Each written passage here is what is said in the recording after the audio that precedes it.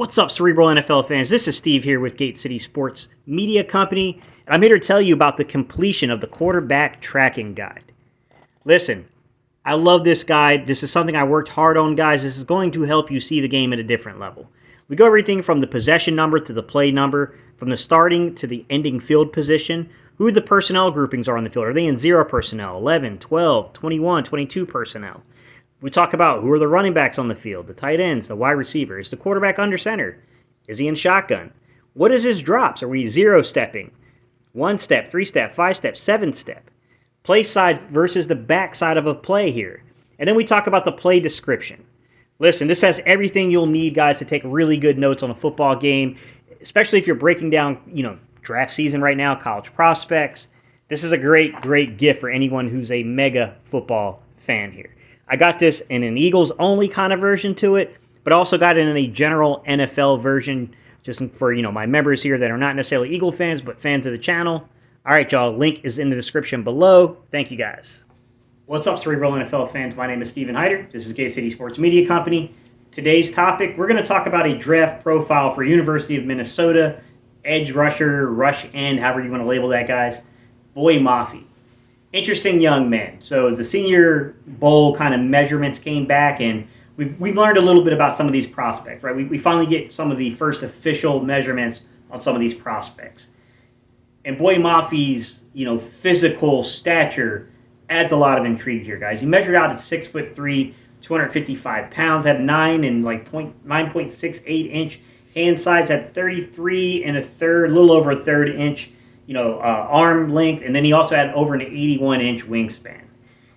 You can see these measurements, these physical measurements translate to his film, by the way, because this young man, there's a couple times he really popped on film. I was watching one game from 2020 where he clearly read that there was a screen behind him, kind of sets the depth correctly, gets those big, long, lanky arms up, bats the ball up into the air, turns into an interception. So it's plays like that that kind of make you a little bit excited for what a young man like Boye Mafe could be in the NFL.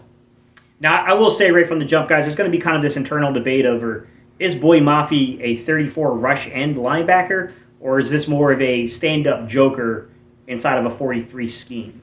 It's really difficult to say, and it's going to depend upon the team that drafts him. Obviously, different teams might have different levels of interest in terms of how they grade him. So, maybe a 34 team might prioritize a player like Mafe a little bit more, but I still think there are some teams out there that have versatility in the way they play their fronts, i.e. the Philadelphia Eagles, where we're a very versatile front.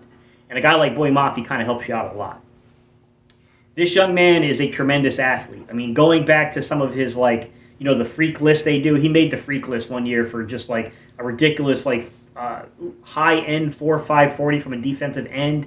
Had a really good 10-yard split. I mean, this young man's athleticism, it kind of translates a little bit to the film. You can see it there. He definitely understands angles. He gets the idea of setting up an offensive player on the angle, a lineman on the angle. A lot of times you'll see him kind of get that inside trajectory, that inside angle on a lineman, and he's pretty good at that. I'd say he's so on the bull rush perspective of things. I've definitely seen him get a few guys on film with the bull rush, but I've also seen some guys at the Senior Bowl kind of shutting down on the bull rush as well. So a little iffy here on the bull rush, but nonetheless a very good football player. In terms of the overall way that he was utilized in the Minnesota system, the one thing I'll say right from the jump, guys, is that they used him a lot as a stand-up joker. I think something like, I want to say, guys, it was somewhere around 440-some snaps out of 460-some snaps were with him standing up. So he didn't play a lot of LEO, left end outside, basically means guys with hands in the dirt outside the tackle box, or left end, meaning traditional 4-eye, 5 technique kind of arrangement there. So not a whole lot of use in those type of situations. Those roles mostly as a stand-up joker or a rush end linebacker type.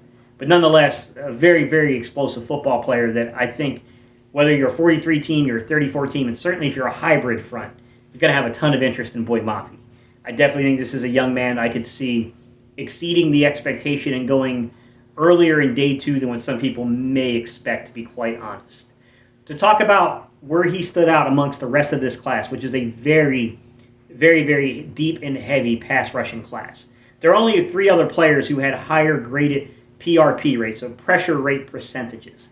Thibodeau from Oregon, was the third highest rated guy there. Aiden Hutchinson from Michigan was the second highest rated guy there. And then Nick Bonito from Oklahoma. My bad, guys. I almost said Arkansas there. Nick Bonito from Oklahoma was the highest graded PRP guy. So PRP is just the way that they take like hurries and quarterback hits and sacks, bring it together into a mathematic formula to show how much pressure you get per percentage of snaps. He basically got in over 10%. Over 10% of his snaps, he generated a pressure, which is very high. It's a very good number, and he's very, very highly regarded in that perspective. I will say some people might not fall in love with the underlying 7 quarterback sacks on the season. There's definitely guys that are going to flash out there with double-digit sacks. And certainly I know the Eagles, we kind of do need a guy that can finish plays. I mean, we definitely are a team that can gain pressure. But we've been struggling recently as a franchise to actually complete the play. But nonetheless, I mean, sometimes you just got to bank on a guy. And I think at times people discount how important it is to knock a quarterback off his mark. If you can knock a quarterback off his mark, guys, what you're doing is you're making that quarterback go from playing on schedule to off schedule football. That's very important because you're disrupting the timing and the rhythm of plays, play calls in particular. So a guy like Boye Mafe generated, I believe, 26 hurries on the season, had 9 quarterback hits, and overall had 42 graded defensive pressures on the pass rushing, pressures, if you will, on the season. So very, very high caliber prospect here. I want to know what you guys think, guys. What do you guys think about Boye Mafe? This is a player that's pretty high on my list because the underlying athleticism is there. This is a guy I think that you can grow further. I don't know the draft value, but if I'm sitting there at 51, I still need an edge rusher, and a guy like Boye Mafe is on the board. I know we run a hybrid system. We can make use of a guy that stands up a lot. I still think that this kind of pass rusher can give you utility and use. Think about the way the Eagles like to play 30 fronts, 3 down, 3 lineman fronts, and also the way we like to bring up 5-man fronts, where we used to use Jannard Avery to create those one-on-one kind of situations. I think a player like Boye Mafe can be used in a hybrid system like Philadelphia. All right, guys, let me know your thoughts down below, guys. I appreciate your time and attention, and I'll catch y'all in the next video.